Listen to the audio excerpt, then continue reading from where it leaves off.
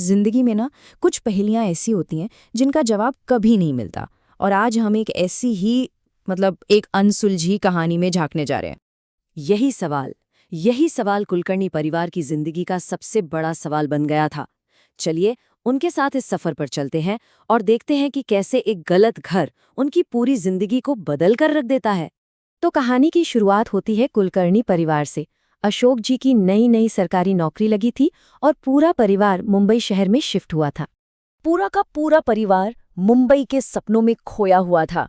उन्हें इस बात का जरा भी अंदाजा नहीं था कि उनका ये नया घर उनके लिए एक बहुत बुरा सपना बनने वाला है। घर की लोकेशन तो काफी अच्छी थी, लेकिन फिर भी वेदिका के मन में एक अजीब सी बेचैनी थी। ये बस एक छोटी सी बात थी, लेकिन शायद एक बड़े तूफान का संकेत भी। जब वेदिका अपने कमरे की सफाई कर रही थी तो उसे ये अजीब निशान दिखे। उसने सोचा चलो कोई पुरानी चीज होगी और इसे नजरअंदाज कर दिया, ये सोचे बिना कि ये तो एक डरावनी कहानी की बस शुरुआत भर है। परिवार की वो शुरुआती बेचैनी जो वेदिका ने महसूस की थी, वो जल्द ही डरावनी और समझ से बिल्कुल परे घटनाओं की एक लंबी लिस्ट में बदल गई। एक ऐसी लिस्ट जिसने उनकी जिंदगी को उलट-पुलट कर रख दिया। आप देखिए एक के बाद एक क्या हो रहा था।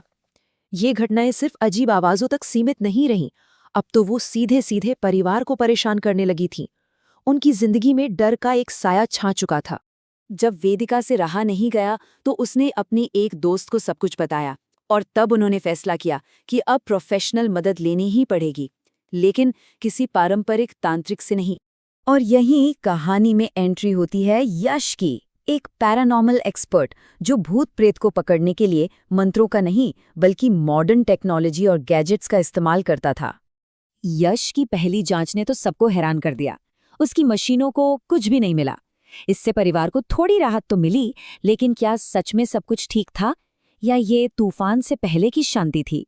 सबके जाने के बाद यश ने चुपके से वेदिका को एक तरफ बुलाया और बताया कि भले ही उसके गैजेट्स खामोश थे, पर उसने एक ऐसी नकारात्मक ऊर्जा महसूस की है जो जानबूझकर खुद को छुपा रही है।